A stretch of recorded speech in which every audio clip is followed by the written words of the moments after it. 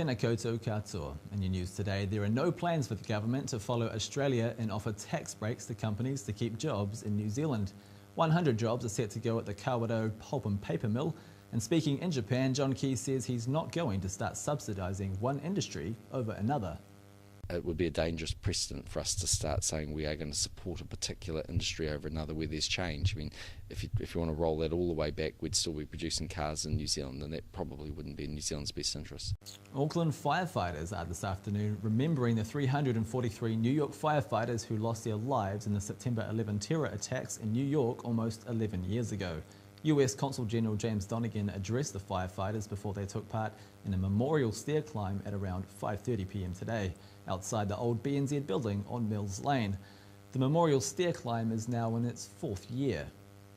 The government hopes payments won't have to be cut for beneficiaries who fail to meet new social obligations. Beneficiaries could lose money if they fail to make sure their children have access to early childhood education, attend school and are enrolled with a GP. Social Development Minister Paula Bennett says the plan is to work alongside and help people. I think if you get to the end and people are choosing not to enrol their children, they also haven't got them with a GP, they're also not doing the well child checks, we've probably got bigger problems than just that, and we need to wrap more support around them. And it's not what we're drinking, it's how we're drinking. This is a response to Labour MP Phil Goff's amendment to the Alcohol Reform Bill, trying to limit the amount of alcohol in RTDs to 5%. Lion spokeswoman Liz Reid says restricting one type of product won't stop our binge drinking culture. She says if people want to get drunk, they will. It's certainly not about what people are drinking. People who want to get drunk will get drunk. They will find something to get drunk on.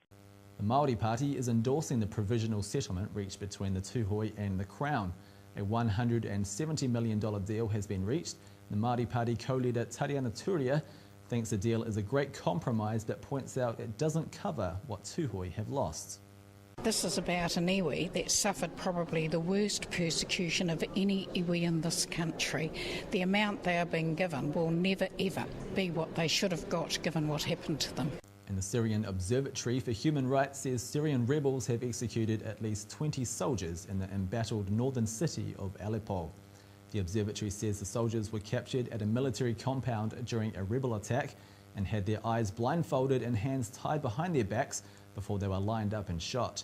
A UN inquiry has accused the army pro-government militia and the rebels of committing war crimes, but has said the violations by the rebels are on a much lower scale. And in sports, Andy Murray has become the first British man to win a Grand Slam tennis title in 76 years, beating Novak Djokovic in the final of the US Tennis Open in New York. Murray held his nerve in the fifth set after the Serb fought back from 2 sets down to force the game into a decider, with the battle lasting close to 5 hours. It's just the second time in the last 31 Grand Slams the winner hasn't been Djokovic, Roger Federer or Rafael Nadal. And a new tourism campaign will sell the fantasy of Middle Earth as the real New Zealand. John Key has launched the Air New Zealand campaign in Tokyo today. The objective is to show that while New Zealand stars as a fantasy world of Middle Earth, it's actually a real place waiting to be explored. Meanwhile, New Zealand stamps and commemorative coins will feature hobbits, elves and dwarves, with Bilbo Baggins featuring on the new 70-cent stamp. Ka nui ngā kareri mātua mai te whare kōrero o Rema, Māori ora.